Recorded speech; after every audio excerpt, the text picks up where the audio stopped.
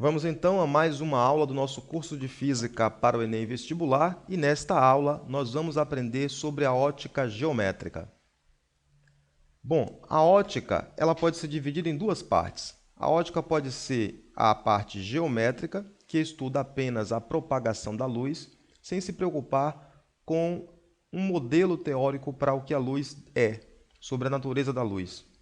E tem a ótica ondulatória, que explica também a propagação da luz e essa explicação é baseada em um modelo para a natureza da luz. Na ótica geométrica, nós vamos aprender sobre os fenômenos de reflexão, de refração e de absorção, explicando aqui como funcionam as cores que nós vemos em relação ao corpo. Na ótica ondulatória, também explica todos os fenômenos da ótica geométrica e, além disso, os fenômenos que são característicos das ondas, a difração, a interferência, a polarização e o efeito Doppler. Nós vamos dividir esta aula em três partes. Na primeira parte, vamos estudar os princípios da ótica, o que é a luz, o que vem a ser as cores de um corpo, os princípios de propagação da luz e a reflexão da luz em espelhos planos.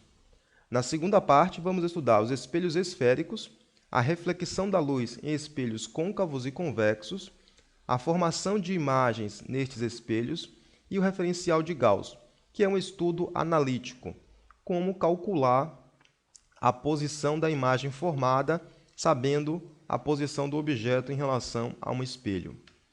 Na terceira parte, nós vamos estudar a refração da luz, a lei de Snell-Descartes, a reflexão total da luz, as lentes esféricas e os defeitos da visão. Na reflexão, vamos estudar os princípios de aplicação, por exemplo, a fibra ótica.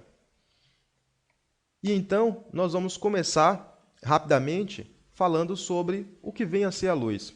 Não é o objetivo da ótica geométrica, porém, vamos começar a nossa discussão tentando nos basear em um modelo teórico para a luz. Durante muitos anos, houve uma discussão entre os cientistas sobre a luz é o quê? Ela deve ser constituída de ondas ou de partículas?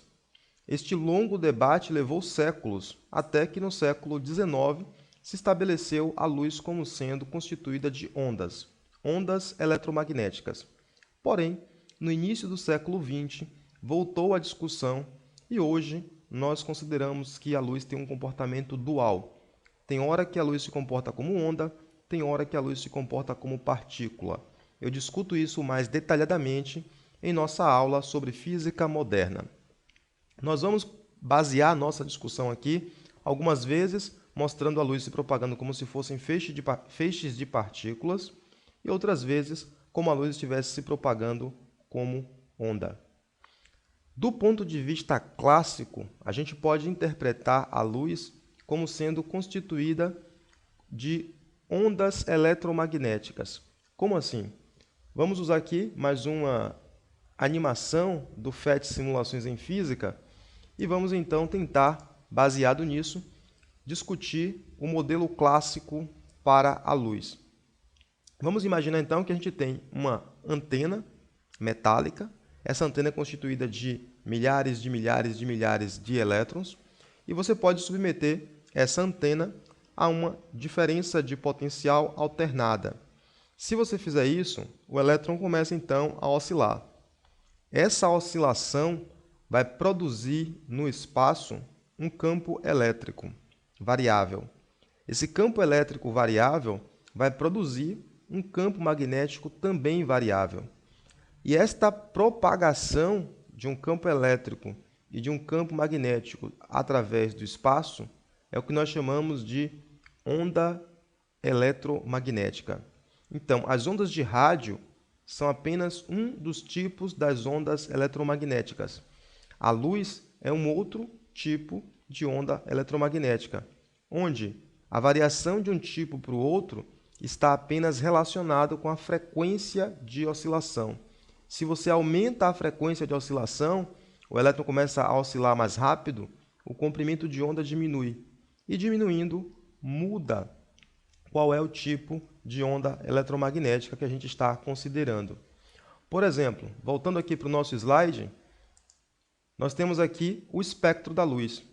O espectro da luz mostra que as frequências mais baixas, então 10 elevado a 4 Hz a 10 elevado a 9 Hz, lembrando que Hz significa oscilações por segundo, nós temos a faixa das ondas de rádio.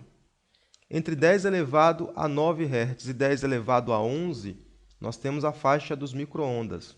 Se você continuar aumentando a frequência, entre 10 elevado a 11 e 10 elevado a 14, nessa faixa mais ou menos, nós temos o que nós chamamos de infravermelho. E a palavra é infravermelho porque fica abaixo do vermelho. É uma frequência abaixo do vermelho. Na faixa de mais ou menos 10 elevado a 14, 10 elevado a 15, nós temos a luz visível. Acima disso, nós temos ultravioleta. E é ultravioleta porque a frequência é maior do que a frequência do violeta. Aumentando ainda mais a frequência, nós temos as ondas de raio-x e aumentando ainda mais, nós temos os raios gama. Observe que com o aumento da frequência, você vê que acontece uma diminuição no comprimento de onda. Então, se o elétron, do ponto de vista clássico, oscila com a frequência maior, o comprimento de onda tende a ficar cada vez mais curto. Então, os raios-x são ondas eletromagnéticas de frequência muito alta, de comprimento de onda muito curto, o que significa que são raios altamente perigosos, pela quantidade de energia que ele carrega e porque eles são altamente penetrantes. Então, este é um modelo teórico clássico de como explicar a natureza da luz. Porém, nós vamos estudar agora a ótica geométrica. Na ótica geométrica, a gente não se preocupa em do que a luz é feita ou qual é a natureza da luz. Vamos deixar essa preocupação para a ótica ondulatória e, posteriormente, para a física moderna. Beleza? Então, vamos passar continuidade da nossa aula, onde nós vamos discutir sobre o que vem a ser a luz, mas do ponto de vista da ótica geométrica, apenas baseado nos fenômenos que a gente observa.